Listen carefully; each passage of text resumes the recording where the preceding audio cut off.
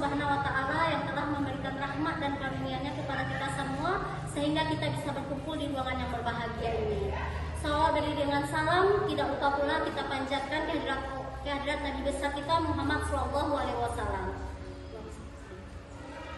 Baiklah Bapak Ibu, saya di sini sebagai calon guru penggerak ingin memberikan dampak kepada rekan sejawat tentang eksplorasi konsep pembelajaran saya tentang disiplin positif dan nilai-nilai kebajikan universal. Sebelumnya saya mengucapkan terima kasih atas kehadiran Bapak Ibu yang telah meluangkan waktunya untuk berkumpul di ruangan kita pada siang hari ini. Baiklah Bapak Ibu, saya akan menjelaskan tentang disiplin positif dan nilai-nilai kebajikan universal. Di sini perubahan paradigma. Adapun contoh perubahan paradigma ini yaitu kegiatan kepalan tangan. Di sini dijelaskan ya Bapak Ibu. Ada A dan B, Anda dan teman Anda. Ya, di sini seperti kepalan, ada A dan B. Sobeklah secari kertas kecil, tuliskan benda atau sesuatu yang sangat berharga untuk Anda, letakkan di salah satu tangan Anda dan genggam benda sesuatu tersebut dengan segala daya. Coba kita pikirkan Bapak Ibu, ada kertas kecil dan Bapak Ibu menulis yang berharga di dalam kertas itu dan Bapak Ibu genggam di dalam tangan Bapak Ibu. Lalu teman Anda yang B akan mencoba dengan sekuat tenaga dengan berbagai cara untuk meminta Anda memberikan benda tersebut. B bisa saja memujuk, bisa mengancam, menghardik, merayu, menyuap, apa saja agar dapat membuka kepalan tangan Anda. Apa yang terjadi? Jadi kalau kita ibaratkan ini kepalan tangan Bapak Ibu ini berharga. Contoh si B ini datang untuk mengambil dari kepalan tadi dengan caranya tersendiri. Apakah dia dengan cara mengancam, membujuk, atau merayu, ataupun menghardik.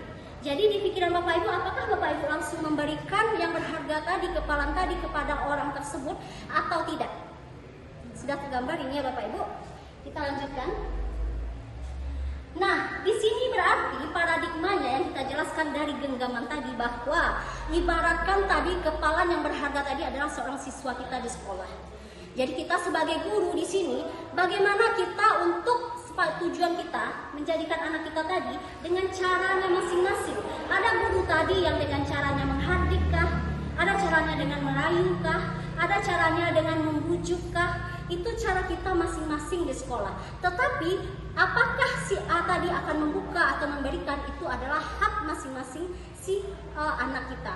Jadi di sini perubahan paradigma teori kontrol atau teori pilihan yang saya jelaskan di sini. Di sini menjelaskan guru mengontrol murid.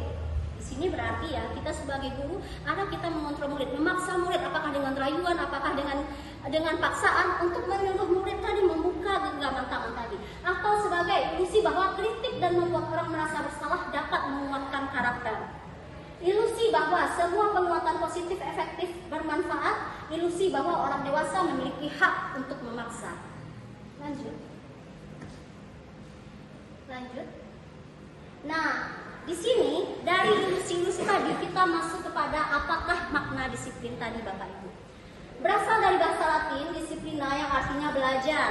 Makna asal dari kata ini berkonotasi dengan disiplin diri dari murid-murid. Disiplin diri membuat orang menggali potensinya untuk menuju sebuah tujuan. Namun dalam budaya kita, makna kata disiplin telah berubah menjadi sesuatu yang dilakukan seseorang pada orang lain untuk mendapatkan kepatuhan. Ternyata disiplin itu berubah sekarang paradigmanya Bapak Ibu, kesannya terpaksa, yaitu sesuatu yang dilakukan seseorang pada orang lain untuk mendapatkan kepatuhan. Kecenderungan umum adalah menghubungkan kata disiplin dengan ketidaknyamanan, bukan dengan apa yang kita hargai atau pencapaian suatu tujuan mulia. Jadi paradigmanya sekarang semakin berubah kita sebagai guru, sehingga di sini adanya paksaan untuk si anak melakukan kedisiplinan di sekolah. Lanjut. Nah, apakah nilai-nilai kebajikan universal? Nilai-nilai kebajikan adalah sifat-sifat positif manusia yang merupakan tujuan mulia yang ingin dicapai setiap individu.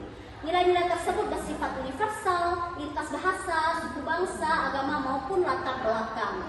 Nah, setiap di sini kebajikan universal yang kita harapkan, tentu di sini kita mengambil tentang kebajikan di kurikulum Merdeka ini, yaitu profil pelajar Pancasila, di mana nilai kebajikan universal di sini adanya anak di sini berketuhanan yang Maha Esa, adanya anak di sini yang mandiri, kreatif, inovatif, dan di sini ada juga anak yang bergotong royong, berkebinekaan global. Ini kebajikan universal yang kita ambil dalam kurikulum Merdeka. Lanjut. Kita membahas ke teori motivasi, hukuman, dan penghargaan serta restitusi. Nah, di sini kita akan masuk ke dalam motivasi perilaku manusia, Bapak Ibu. Nah, motivasi ini terdiri dari dua, Bapak Ibu. Ada motivasi eksternal, adapun motivasi internal. Bapak Ibu tahu itu apa motivasi eksternal? Eksternal apa, Bapak? Motivasi dari luar. Ya, itu berarti motivasi yang tumbuh dari luar diri seseorang. Apakah bagian dari motivasi eksternal itu? Contohnya, untuk menghindari ketidaknyamanan atau hukuman. Apa yang terjadi apabila saya tidak melakukannya? Seperti di sekolah kita sekarang ya Bapak Ibu. Nah, ternyata si anak melakukan disiplin ada karena tadi ketidaknyamanan atau karena hukuman. Kalau saya melakukan ini, apakah yang terjadi hukuman yang akan saya lakukan? Itu berarti eksternal. Lanjut ke sini, masih motivasi eksternal. Contohnya, untuk mendapatkan imbalan dari orang lain, institusi apa yang akan saya dapatkan apabila melakukannya. Di sini berarti si orang melakukan motivasi darinya karena mengharapkan imbalan. Ya Bapak Ibu, misalnya kalau kita datang tepat waktu terus mungkin mengharapkan pujian dari kepala sekolah atau supaya guru-guru memandang kita lebih baik, itu salah satunya. Itu berarti masih motivasi eksternal yang timbul dalam diri kita. Yang kita harapkan di sini Bapak Ibu, teori motivasi perilaku manusia ini motivasinya internal, tujuan disiplin positif. Bagaimana motivasi internal ini? Yaitu untuk menghargai diri sendiri. Saya akan menjadi orang yang seperti apa bila saya melakukannya. Jadi tujuan kita datang ke sekolah tepat waktu karena saya bertanggung jawab sebagai guru. Saya datang tepat waktu ke sekolah karena saya harus menjadi guru yang teladan. Itu berarti perubahan internal dalam diri kita karena kita tahu nilai apa yang terkandung di dalam disiplin positif tadi. Lanjut. Nah, di sini juga dikaitkan oleh Ki Hajar Dewantara, di mana merdeka itu artinya tidak hanya terlepas dari perintah, tetapi juga cakap buat memerintahkan diri sendiri. Jadi kita mengharapkan siswa kita yang merdeka seperti itu Bapak Ibu. Tidak hanya dia bebas dari perintah kita, jadi dia itu termotivasi berubah dari internal, tetapi dia juga cakap untuk memerintahkan dirinya sendiri. Dia tahu nilai kebaikan apa yang ada dalam dirinya. Nah, dihukum oleh penghargaan. Ini contohnya Bapak Ibu, kalau seandainya kita melakukan motivasi eksternal yang karena penghukuman atau penghargaan, akan terjadi seperti apa? Pengaruhnya ada jangka pendek. Ada jangka pendek, jangka panjang. Penghargaan menghukum, penghargaan mengurangi ketepatan, penghargaan tidak efektif, penghargaan merusak hubungan. Jadi penghargaan ini berlaku sama dengan hukuman sebenarnya Bapak Ibu. Kita mungkin terlalu banyak memberikan penghargaan kepada siswa kita atau murid kita. Ternyata itu juga tidak terlalu baik dampak jangka pendek atau jangka panjangnya kepada murid. Kenapa Bapak Ibu?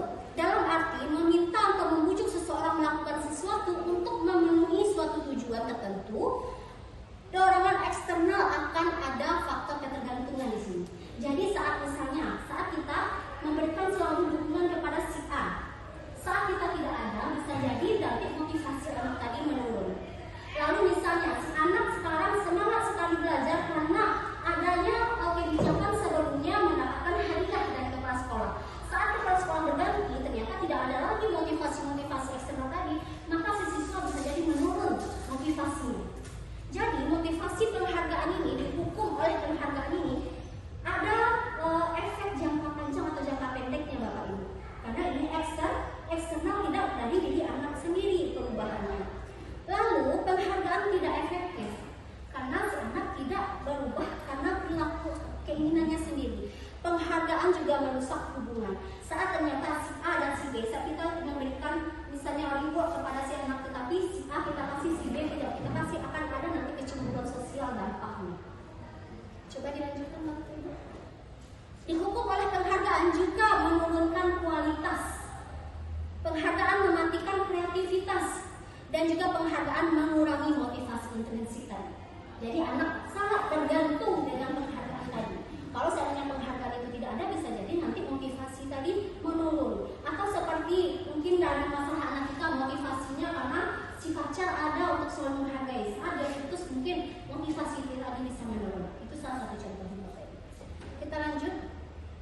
bentuk program kebajikan apresiasi. Dalam memberikan apresiasi atau pengakuan perlu diingat beberapa hal. Nah, beri pengakuan secara khusus, beri pengakuan secara pribadi, beri pengakuan kepada semua murid. Jadi kita tidak hanya tergantung pada satu si A, si B, tetapi saat dia misalnya memang mendapatkan si C pun mendapatkan perubahan, kita juga memberikan kepada si C. Tidak hanya terpaku kepada satu murid. Lalu pengakuan secara konsisten. Kita terus melakukan ini berkepanjangan kepada si murid. Jadi tidak tergantung saat ini mood kita baik, kita kasih penghargaan. Besok saat anak berlaku baik, kita karena mood kita buruk, kita tidak memberikan penghargaan, itu juga membuat anak down atau tidak berkembang. Lalu fokus kepada proses. Jadi kita jangan melihat hasil di akhir ini saja. Kita melihat proses atau usaha si anak. Misalnya, sebenarnya pembelajaran ini harus nilai 80, sementara dia memang IQ-nya mungkin tidak setinggi teman yang lain Bapak Ibu. Tetapi kita melihat di sini proses dan usahanya bagaimana untuk mencapai nilai 70 tadi. Kita berpaku kepada proses ya, anak kita kasih tadi pengakuan. Nah, contoh pengakuan atau apresiasi untuk kita terapkan kepada siswa-siswa kita itu kemarin saya perhatikan mungkin rasa empatimu besar sekali. Itu contohnya proses yang kita lihat ya Bapak Ibu. Bukan kita lihat kemarin kamu menang, tidak gitu. Tetapi walaupun dia tidak menang, kita melihat kemarin kamu usaha kamu besar sekali. Itu kita sudah menghargai proses. Nah, situasinya pada saat memang murid baru di kelas, mungkin itu salah satu contoh. Lalu saya menghargai kepedulianmu. Itu berarti juga menghargai prosesnya kita, itu pengakuan kita Bapak Ibu. Jadi kita tidak kamu mantap. Tidak hanya sekedar seperti itu kita berarti memberikan cuma sekedar apa saja penghargaan tadi, tetapi kita tidak mengapresiasi prosesnya. Terima kasih untuk rasa tanggung jawabmu. Saat dia misalnya datang tepat waktu, kita menghasilkan apresiasi atau pengakuan tadi Bapak Ibu. Itu akan membentuk motivasi intrinsik pada diri si anak. Pada saat kamu mengumpulkan kertas yang terserah kami lantai, itu salah satu contohnya. Kita bukan melihat bersih, tapi kita melihat usaha si anak bertanggung jawab. Nah, tindakan dulu. Ini bedanya hukuman atau konsekuensi. Mungkin saya menanyakan sedikit sama Bapak Ibu ya. Nah, mencatat 100 kali di dalam buku, saya tidak akan terlambat lagi karena terlambat ke sekolah. Apakah ini menurut Bapak Ibu seperti hukuman atau konsekuensi? Konsekuensi. Alasannya Bapak Saru? Gimana Bapak? Oke, berarti hukuman. Lari mengelilingi lapangan. Konsekuensi tadi Pak? Ya, konsekuensi. Nah, lari mengelilingi lapangan mas. Mencatat 100 kali di dalam buku kalimat, saya tidak akan terlambat lagi karena terlambat ke sekolah. Apakah itu bentuknya hukuman atau konsekuensi? Hukuman. Lalu lari mengelilingi lapangan basket 2 kali karena terlambat hadir di sekolah. Hukuman. Sudah pasti ya Bapak Ibu. Contoh dari hukuman yaitu cuma satu arah, lalu tidak ada efek positifnya dari keterlambatan tadi. Berarti lebih besar hukuman yang diberikan daripada kesalahan yang dilakukan. Itu yang berbentuk hukuman. Hanya karena anak terlambat, lalu dia lari 2 kali ke lapangan basket. Itu berarti bentuknya hukuman. Di sini murid diminta untuk push up 15 kali karena tidak menggunakan masker ke sekolah. Hukuman juga Bapak Ibu. Karena masker disuruh push up 15 kali. Menggantikan kertas tugas teman yang telah dicoret-coret. Ya, konsekuensi. Karena di sini Anda disuruh bertanggung jawab. Dan di sini membersihkan tumpahan air meja ditulis karena tersenggol pada saat konsekuensi, karena di sini juga tanggung jawab yang kita harapkan dari kelakuan si anak. Kita tidak memberikan hukuman. Murid disuruh untuk tidak mengenakan sepatu seharian di sekolah karena tidak mengenakan sepatu hitam. Hukuman, karena di situ ada efek malu dari si anak. Lalu lari mengelilingi lapangan basket 2 kali karena terlambat 10 menit untuk pelajaran PJOK. Pelajaran PJOK gimana Bapak Ibu? Apakah ini masih hukuman atau konsekuensi? Sama-sama lari di lapangan, tapi ini satu karena terlambat, ini karena terlambat 10 menit di pelajaran PJOK. Coba kita telah.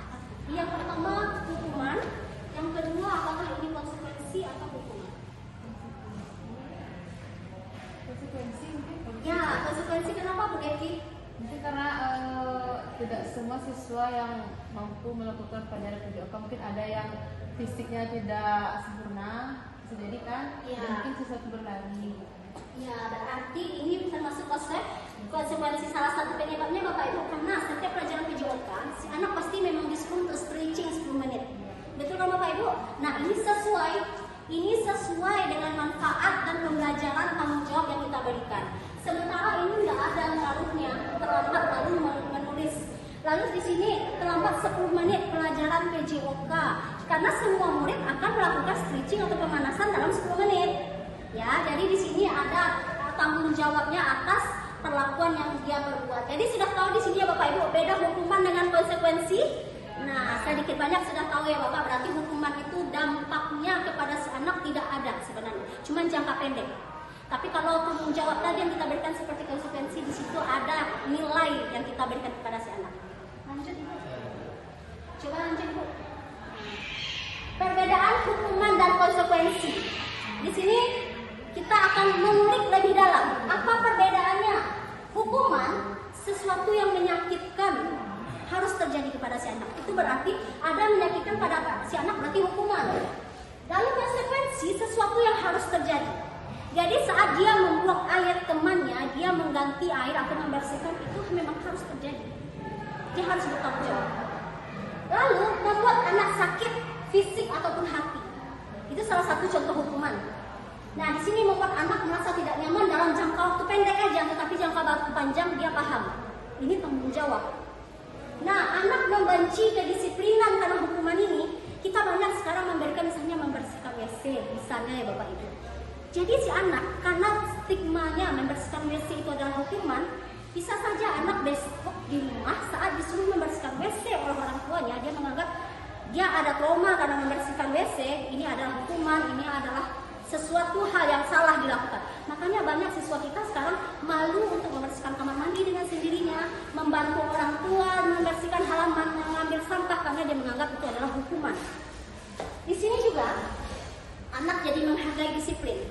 Saat anak 10 menit terlambat, dia disuruh juga 10 menit mungkin tidak keluar mainnya diambil 10 menit juga. Itu berarti anak menghargai disiplin. Dia akan dengan sendirinya melakukan konsekuensi.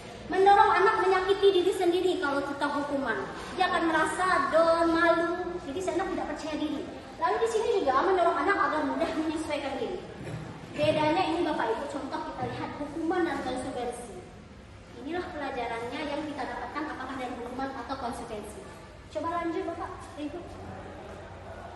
Lanjut kita kepada restitusi. Ini sudah lebih meningkat daripada konsekuensi tadi. Di sini ada hukuman, lalu konsekuensi, dan juga kita masuk ke restitusi.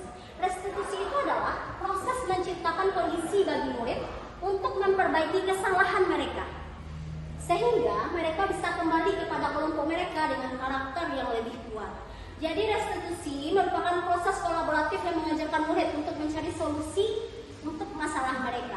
Jadi di sini kita bekerja sama dengan siswa. Siswa tahu dulu kesalahannya dan kita menanyakan kepada siswa, menurut kamu apakah ini salah? Ya Bu, saya salah.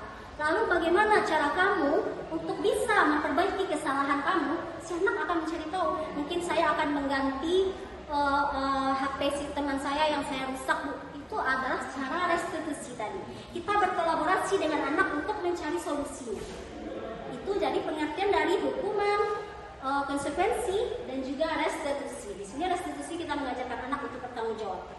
Dan dia mencari solusinya bersama-sama. Kita hanya mengarahkan. Oke, lanjut. Nah, ini bedanya Bapak Ibu sedikit di atas.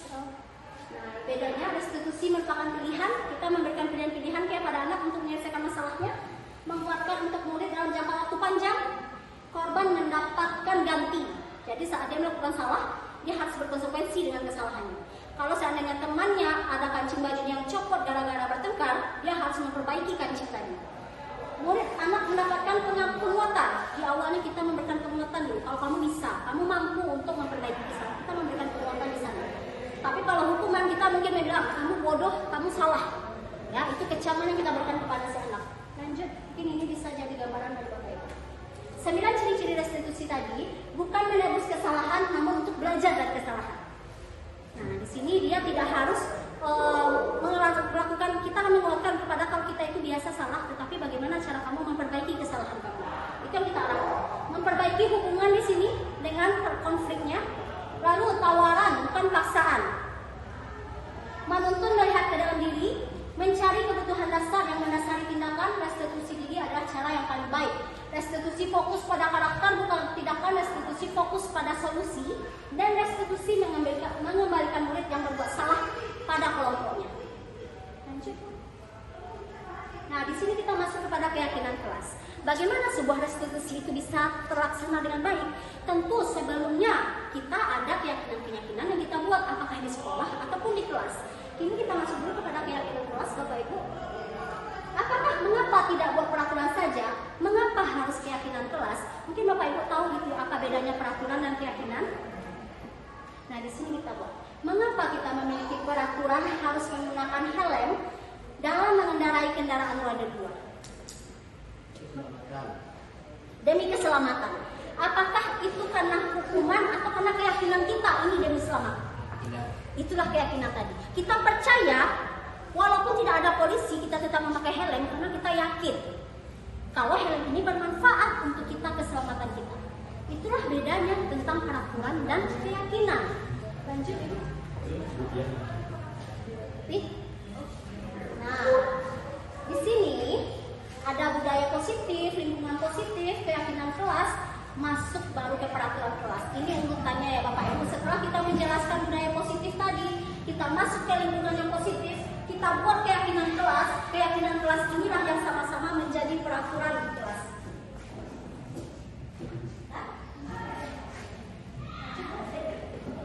Nah, yang mana merupakan keyakinan kelas?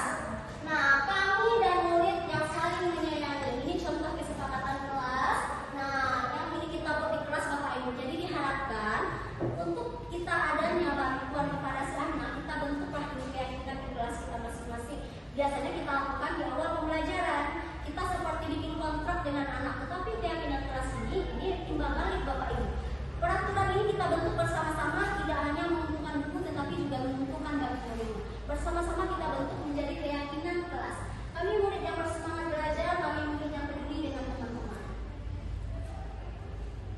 Nah, ini seperti ini ya Bapak Ibu, cara kerjanya di keyakinan kelas, adanya tabel T dan tabel D. Nah, di sini coba kita lihat lanjut contoh keyakinan kelas. Nah, ini bisa diterapkan di kelas Bapak Ibu besok. Kalau kita harus misalnya hormat, datang tepat waktu, sering hadir yang tidak tampaknya, sering hadir terlambat. Jadi ini salah satu bentuk keyakinan kelas yang bisa Bapak Ibu bentuk di kelas Bapak Ibu supaya bisa menjadikan disiplin positif di sekolah. Nah, peraturannya selalu kembalikan buku tepat waktu. Bagaimana keyakinan kelas kita? Itu bisa Ibu arahkan kepada murid Ibu besok. Lalu contohnya dilarang mengganggu orang lain. Keyakinannya di mana? Berarti harus saling menghargai. Itu yang kita bikin di kelas kita masing-masing. Lanjut Bu Devi. Nah, contohnya tanggung jawab, dilarang mengganggu orang lain berarti menghormati orang lain. Hadir di sekolah 15 menit. Contoh peraturannya ya, keyakinan kelasnya kita buat menghormati orang lain dan berkomitmen. Ini bisa Bapak Ibu terapkan di kelas Bapak Ibu bersama-sama dengan siswa. Nah, kita masuk ke dalam kebutuhan dasar manusia dan dunia yang berkualitas. Nah, kebutuhan dasar kita sebagai manusia ini kita terapkan juga kepada anak.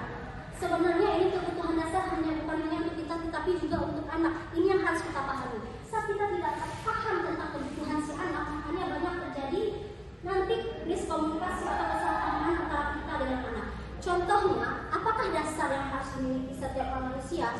Contoh bertahan hidup. Bertahan hidup itu hal-hal primer, misalnya dari segi makanan, apakah dari pangan, sandal, papan, itu kebutuhan dasar manusia Bapak Ibu. Jadi saat kebutuhan dasar ini tidak terpenuhi, makanya banyaklah terjadi konflik atau permasalahan pada diri kita atau pada diri anak tadi.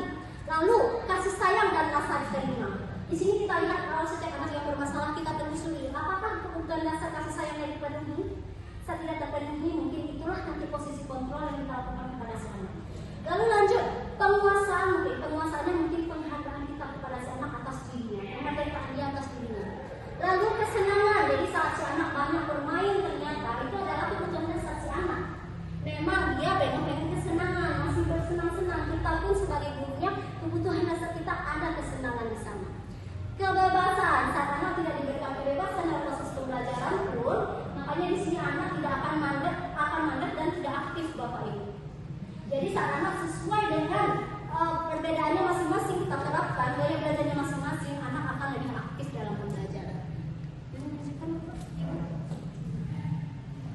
Lalu kita masuk ke 5 posisi kontrol. Setelah kita memahami 5 kebutuhan dasar tadi, kita sebagai guru di kelas harus mengetahui 5 posisi kontrol ini.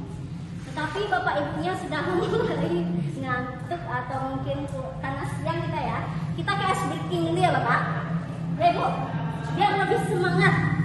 Bapak Ibu kita masuk ke dalam ice breaking dan kita sedikit segar ya karena sudah siang. Mungkin masih bisa mengantuk karena materinya banyak sekali. Ya kita tetap semangat Bapak Ibu, biasanya kita harus semangat walaupun sudah siang sudah panas. Oke siap Bapak Ibu? Siap. Oke. Tetap semangat.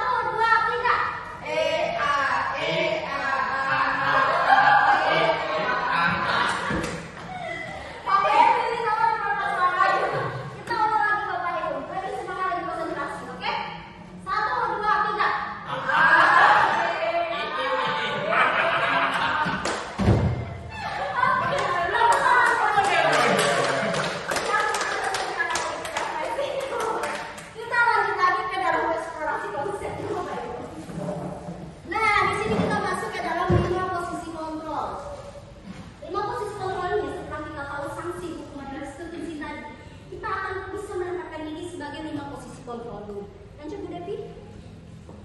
Apakah 5 posisi kontrol kita sebagai guru? Yang pertama ini, identitas gagal ini. Kita memberikan apa kepada si anak sehingga identitas anak bisa gagal? Yaitu dia menjadi penghukum dan pembuat rasa bersalah. Contoh penghukum tadi mungkin sudah Bapak Ibu pahami tadi ya Bapak Ibu. Penghukum ini menghardik, menyakiti, menyindir. Kata-kata gurunya, kalau kamu tidak melakukannya, awas ya, rasakan ya. Lalu membentak, menyalahkan orang lain. Murid meletakkan guru di luar dunia berkualitas. Biarkan saja, nanti juga marah-marah lagi. Jadi pandangan murid kepada guru kita seperti itu. Lalu dampak pada murid mengulangi kesalahan. Itu dampak dari kita memberikan hukuman. Lalu membuat rasa bersalah ini contohnya Bapak Ibu berceramah dan mengatakan seharusnya kamu begini. Ibu kecewa, kamu tidak melakukan yang ibu harapkan. Jadi si anak memang merasa bersalah dengan perbuatannya, tetapi hasilnya anak akan menyembunyikan perasaan sebenarnya. Dia juga menyangkal atau berbohong kepada kita. Nah, murid meletakkan guru di dalam dunia berkualitas. Dia merasa guru kita berkualitas dan dia hanya berkata maafkan saya, tetapi dampaknya dia merasa rendah. Dampak dari kita memberikan pembuat rasa bersalah kepada si anak. Lalu ada di sini kita melakukan identitasnya berhasil atau sukses, tetapi masih ada efek kekurangannya di sini Bapak Ibu. Apakah kita di sini sebagai teman? Kalau sebagai teman, mungkin di sini kita membuatkan alasan-alasan untuk muridnya dan dengan kata, ayolah lakukan dengan ibu. Biasanya kita bercengkrama seperti teman dengan si murid. Selagi lagi tenang, lagi enjoy gitu. Dalam kita mengatakan kepada si siswa, masa kamu tidak mau? Bantulah ibu hari ini. Itu salah satu kata teman, cara sebagai teman. Tetapi dampak kepada si anak akan menjadi ketergantungan kepada kita Bapak Ibu. Jadi saat dia tidak ada, dia selalu ketergantungan akan permasalahan yang kita dampaknya. Nah di sini murid meletakkan guru sebagai orang yang sangat penting di dunia berkualitas. Jadi murid itu sangat bergantung kepada kita sebagai guru. Nah di sini saya pikir Bapak Ibu teman saya, saat kita memarahi, ternyata dia akan mengatakan, saya pikir ibu teman loh. Ternyata ibu yang saat kita gagal menerima dia atau melakukan kebaikan untuk dia, tidak menolong sekali, dia akan merasa kecewa. Nah, lemah tidak memilih dan tergantung. Ini dampak kalau sebagai teman. Sebagai pemantau. Nah, pemantau ini di mana contoh Bapak Ibu? Di sini menghitung dan mengukur taat aturan nih tentunya. Apa peraturannya? Jadi dia berfilosofi berdasarkan peraturan si pemantau ini. Nah, di sini menyesuaikan diri bila diawasi, murid menetapkan guru peraturan dan hukuman yang berkualitas. Jadi mungkin terkenalnya sebagai guru yang berkualitas dalam di sekolahnya ya, tetapi tidak ada di sini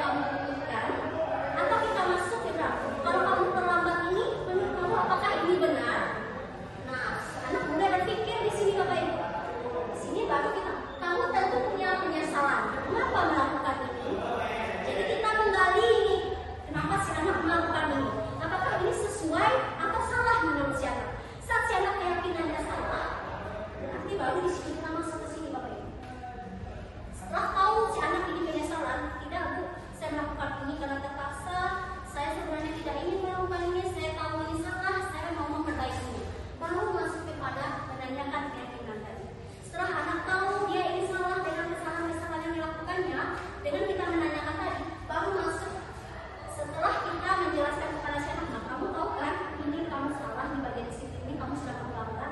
Menurut kamu apa yang bisa kamu lakukan untuk memperbaiki? Masuk kita keyakinan. Atau kata-kata, kamu ingin menjadi seorang seperti apa kalau seperti ini terus? Nah, setelah si anak membuat keyakinan, lalu kita juga masuk ke dalam penyelesaian, barulah nanti anak akan melakukan penyelesaian masalah sesuai dengan keyakinan yang dia buat sendiri. Jadi pertanyaan segitiga, baru kita menjadi posisi manajer. Kalau seandainya kita langsung misalnya anak terlambat, dalam metode, apakah kita ada sekali identitas di sini Bapak? Tidak. Adakah kita menanyakan perasaan dia, kesalahan kenapa saat ini? Apakah kita menanyakan keyakinan dia? Tidak. Jadi di sini kalau ini menjadi guru yang manajer, yang sukses untuk si anak dan bantu anak menjadi orang yang sukses juga dan bertanggung jawab, salah satunya mungkin tipsnya dengan segitiga restitusi. Nah, lanjut. Nah, guru berkata, menstabilkan identitasnya. Apakah kata-kata guru yang saya dikatakan berbuat salah itu hal yang manusiawi? Itu di awal bisa kita ucapkan ya. Tidak ada manusia yang sempurna. Bapak Ibu juga buat salah. Kita pasti bisa menyelesaikan permasalahan ini.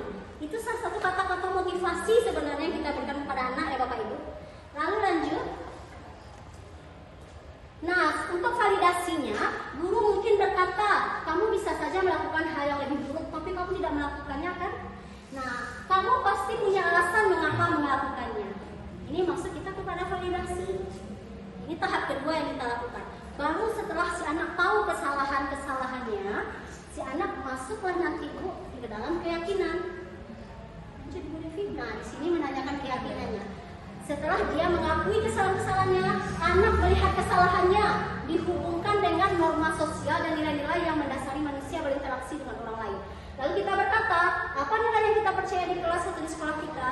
Atau kita menanyakan, bagaimana aturan sekolah kita? Apakah aturan sekolah kita itu sesuai dengan yang sudah kamu lakukan? Tentu dia bilang tidak, Bu. Terlambat ini bukan aturan sekolah atau keyakinan yang di kelas yang telah kita buat.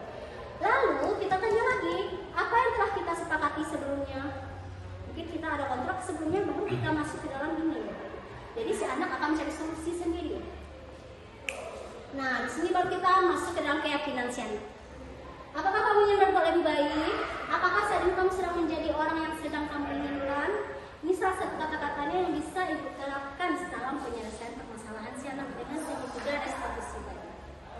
Lanjut Bu Devi. Nah, barulah masuk terbentuklah disiplin positif di sekolah kita Bapak Ibu. Kalau teori-teori ini bisa kita terapkan. Di sini ada teori kontrol dari Dr. William Glasser. Di sini ada gimana kebutuhan dasarnya. Kita tahu kebutuhan dasar si anak. Kita bisa buat keyakinan, menyelesaikan masalahnya melalui segitiga restitusi. Lanjut.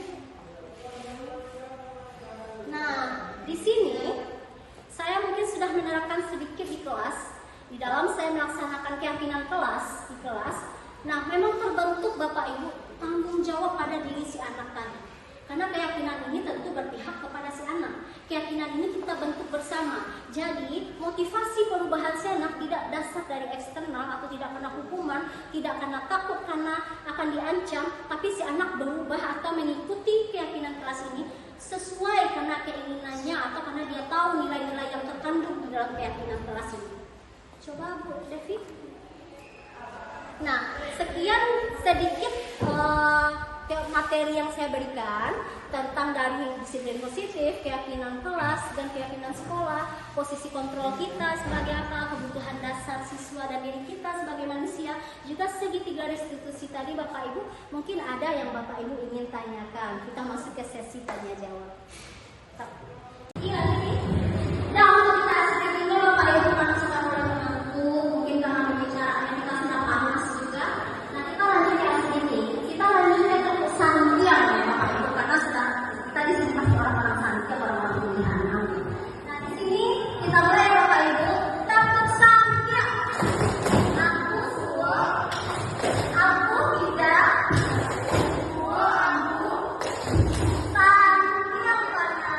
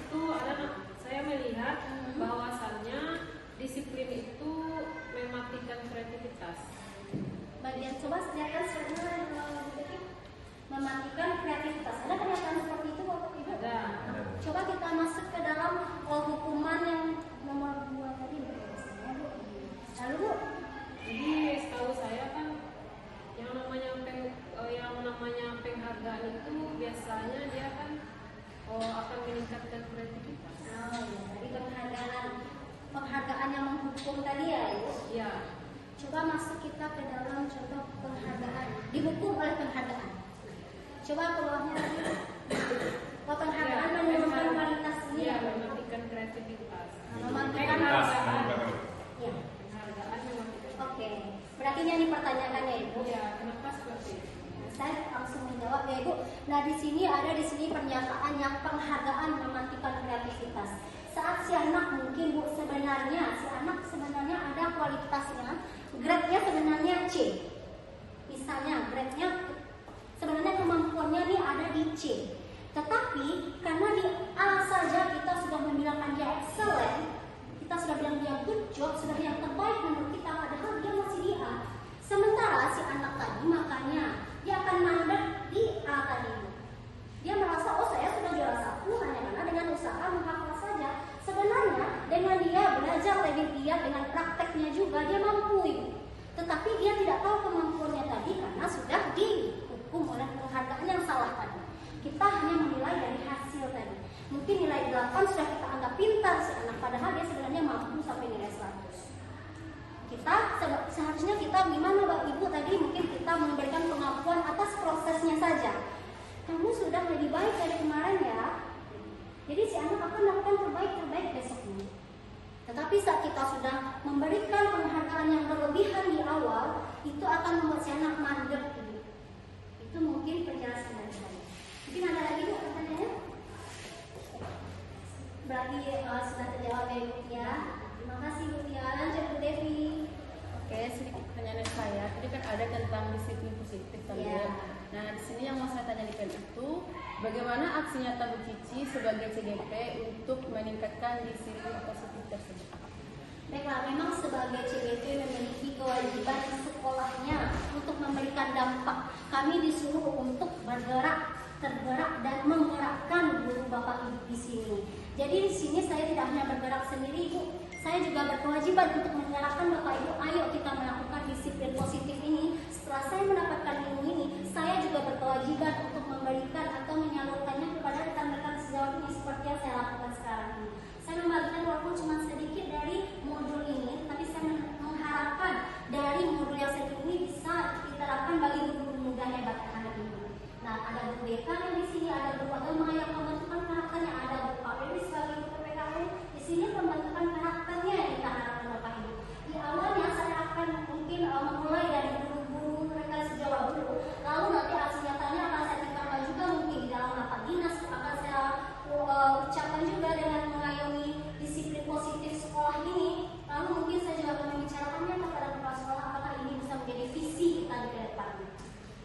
Itu yang saya coba untuk menggerakkan dan tergerak untuk melakukan perubahan di sekolah kita setelah saya mungkin besok menjadi guru penggeraknya. Oke, Bu Devi. Berarti atas ada pertanyaan Bapak Ibu? Iya. Pak Weli? Ada Pak Weli pertanyaannya? Pertanyaan tentang motivasi. Ya. Pertanyaan tentang motivasi ini sederhana saja yang saya tanyakan. Motivasi ini kan ada terbagi dua, motivasi eksternal sama internal.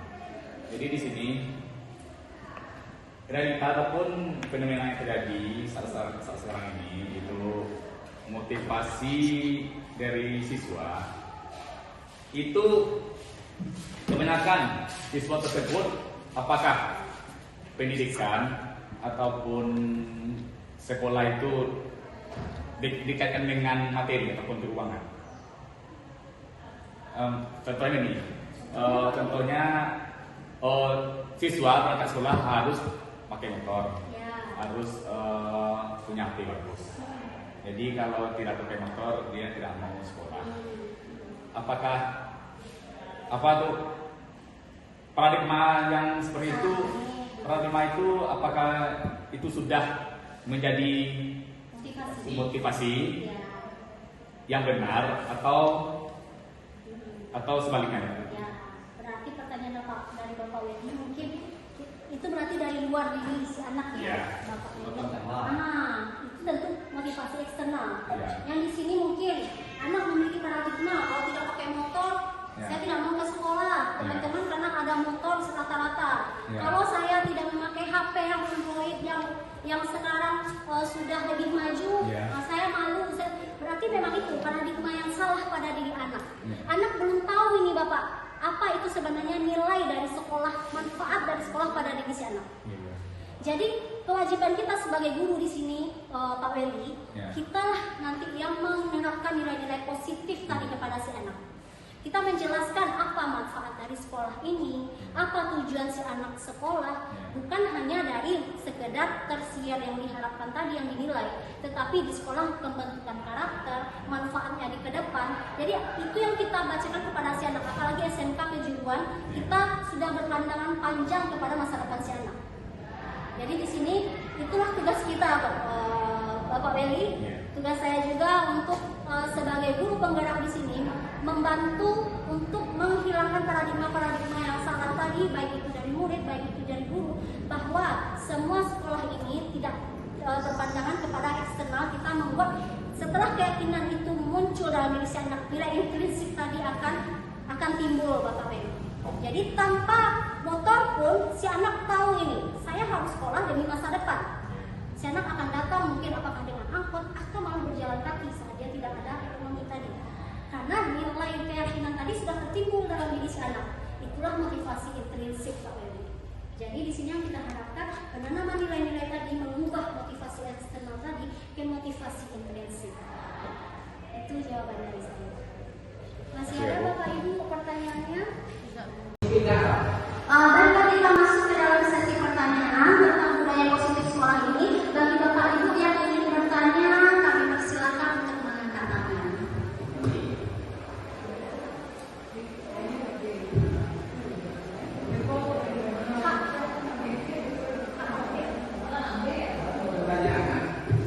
Baik, boleh Bapak Satu. Sejauh mana keyakinan kelas ini mampu menjalankan kehidupan dalam sekolah? Baiklah, saya sedikit menjawab. Mungkin keyakinan kelas ini sejauh mana bisa kita terapkan untuk perubahan anak di kelas. Memang semuanya butuh proses ya Bapak Sandro, apalagi pada anak SMK yang sudah memiliki kemandirian, sudah memiliki karakternya sendiri. Makanya di sini keyakinan kelas ini kita buat atas dasar keinginan bersama. Jangan atas dasar keinginan kita. Saat kita membuat aturan, kita harus mengikut kesertakan si anak. Jadi saat membuat keyakinan kelas ini, kita setuju, anak setuju, kita sama-sama suka untuk keyakinan ini. Jadi kesepakatan ini kita buat bersama, dan tidak ada di sini pihak yang akan dirugikan, juga tidak ada pihak yang diuntungkan. Ini adalah untuk kepentingan kita bersama. Si anak harus tahu itu dulu. Jadi kita di sini memang sebagai hanya pembina Bapak Sandro, kita mengharapkan memang kesepakatan ini dilakukan anak atas motivasi internal si anak tanpa kita paksa. Makanya di sini kita membuat kesepakatannya bersama, kita menjalaninya bersama, dan kita berharapkan keyakinan kelas ini bisa membuat si anak tergerak hatinya atau motivasi internalnya dalam menerapkan aturan di sekolah. Itu sedikit dari saya, Bapak Saro. Terima kasih. Ada yang gimana Bapak Saro? Nah, baiklah Bapak Ibu, terima kasih sekali lagi saya ucapkan atas waktu dan kehadirannya di siang hari ini. Sedikit materi dari saya, mudah-mudahan bermanfaat untuk Bapak Ibu ke depannya. Kalau ada saya salah kata dalam presentasi tadi, saya mohon maaf Bapak Ibu. Kembali lagi, kesempurnaan hanya milik Allah, dan kitalah hanya sebagai manusia banyak kesalahan dan kekurangannya. Yang saya akhiri, Assalamualaikum warahmatullahi wabarakatuh.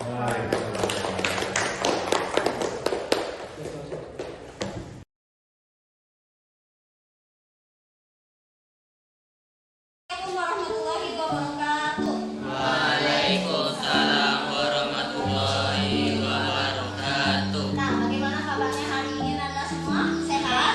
Sehat. Sehat, alhamdulillah. Nah, pertemuan kita kali ini kita akan masuk ke dalam yang seperti minggu kemarin sudah Ibu bahas ya. Kita akan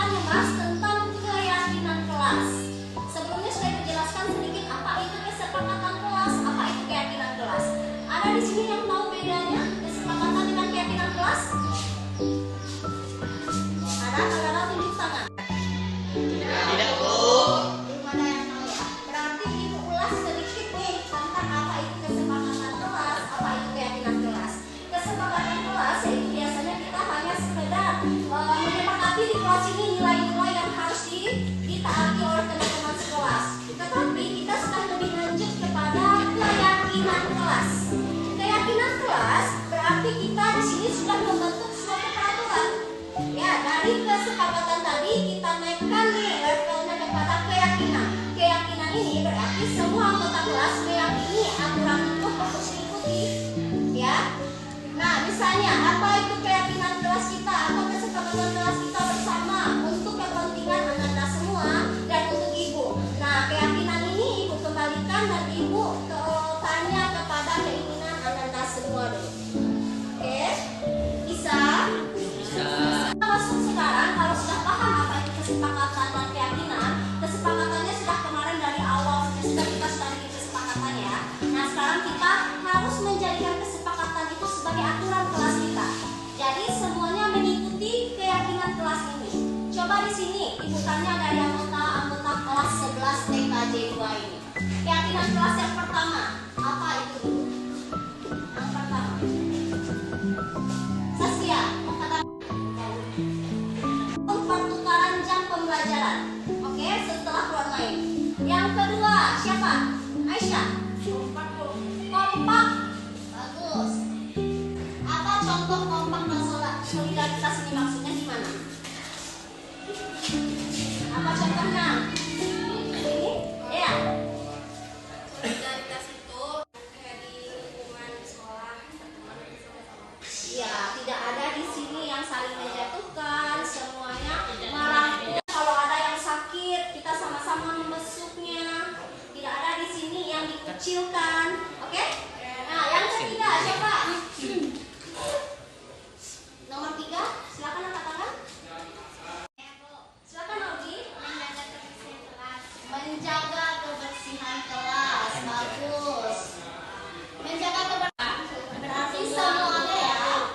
Menjaga kebersihan kelas. Lalu yang bertanggung jawab pada hal itu memang anggota piket. Yang keempat, apa lagi keyakinan kelas kita? Silakan. Niken. Nah, bagus sekali. Kalau tidak disuruh karena kita ini kan IT semuanya ya. Ada saatnya kita memakai handphone, berarti tidak digunakan, tidak memakai HP saat belajar.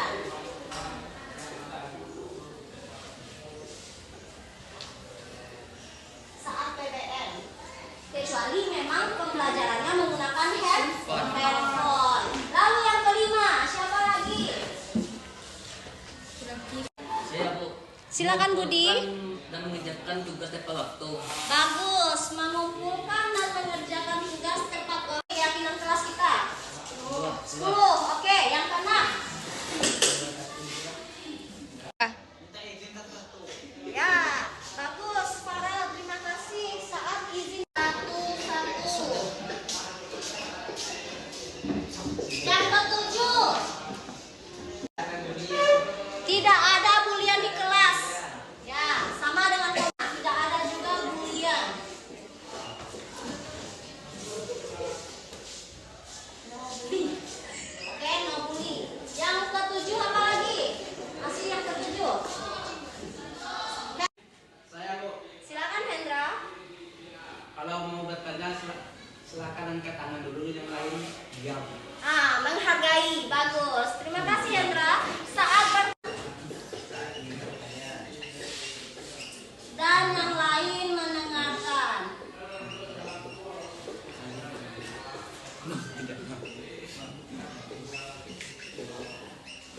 Oke. Apa masih ada di sini yang perlu kita tambahkan? Masih. Masih? Budi. Siapa? Budi? Silakan Budi. Sudah? Adit ada? Tambahannya Adit? Tidak. Dan Novi? Tidak ada. Berarti dari 7 yang kita buat ini semuanya sepakat nggak ini jadi keyakinan kelas kita? Berarti kita melaksanakan keyakinan kelas ini kalau semuanya sepakat dan ini semuanya atas dasar keinginan kalian, semuanya berarti harus mengikuti. Jadi kalau tidak mengikuti, nanti akan ada sanksinya yang diberikan oleh temannya juga, bukan dari ibu. Ya, tolong diramukan dengan teman sekelasnya apa bagusnya kesepakatannya nanti. Lalu catatan yang 7 poin ini dibikin di kertas karton. Siapa di sini sekretarisnya? Flora. Flora, besok kan di sini